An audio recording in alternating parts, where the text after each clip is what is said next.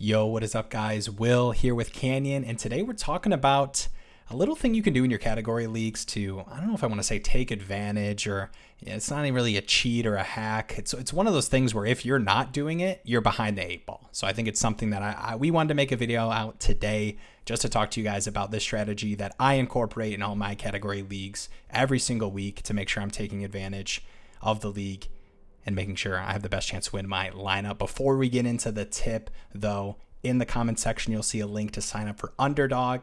If you don't know what Underdog is, it is a site app. Lets you make player prop plays and cards. Underdog will match your first deposit up to $100, 100% if you use the link in our description. Sign up on there, get you winning some money. But let's get into the tip. The tip here is going to be for category leagues specifically, and what it is based on your matchup.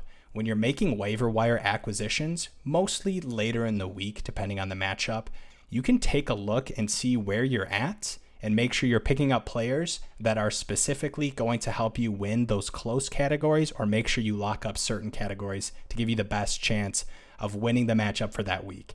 And I know this might sound pretty obvious to some people. You might say, Will, Canyon, I'm doing this in all my leagues.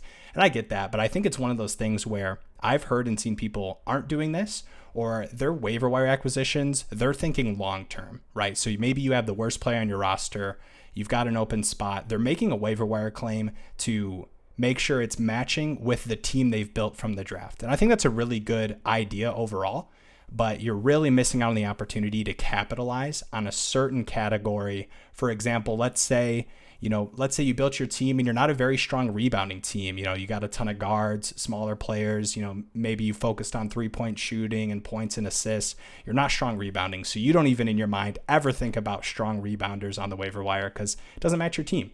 But you're playing against another team who also isn't strong in rebounding, and you're getting to, the end of the week, maybe it's Thursday, Friday, even Saturday, and you're saying, man, rebounding is neck and neck. It's going to come down to which of our crappy guards and small fours are going to grab the most rebounds.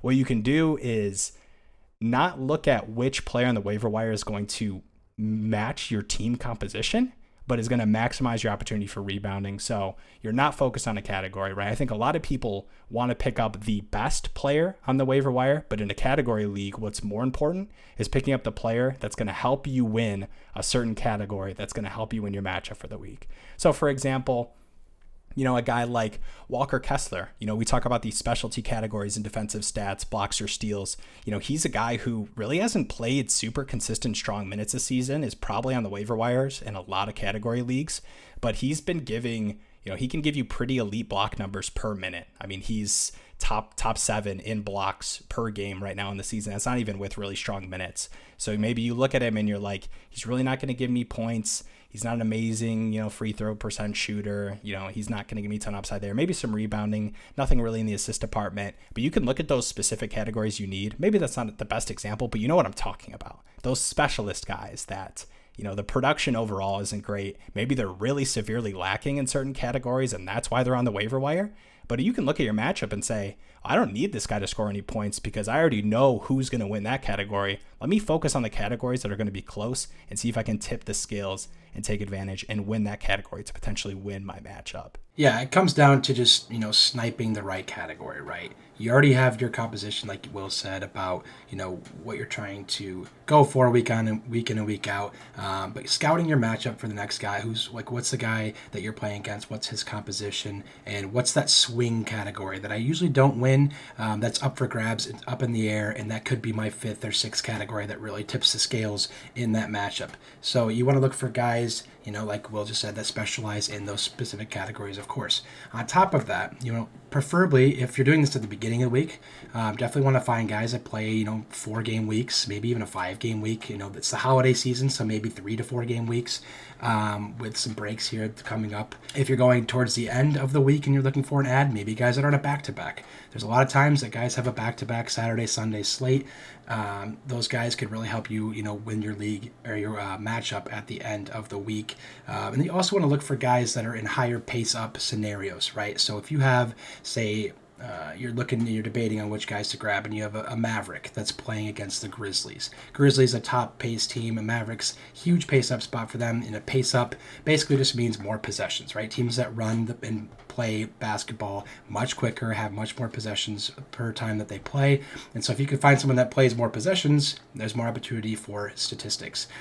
So if you're debating between a couple guys like a Kessler or a Mitch Robinson, just throwing out names, guys that specialize in maybe just rebounds or blocks, maybe err on the guy that, has a higher pace matchup, is going to have more possessions, is going to have more opportunity to touch the ball, or has, plays against a team that really struggles against the five or really struggles against rebounds. So look for matchups, look for higher pace options and opportunities, and look for the guys that are on a back-to-back weekend slate, right? 2 games right at the end that you can just steal and snatch some really good value out of that if you're at the tail end of the week. Or, obviously if you're picking someone up, it really is a big deal if you could find a guy that has a 4-game week versus a guy that has a 3-game week.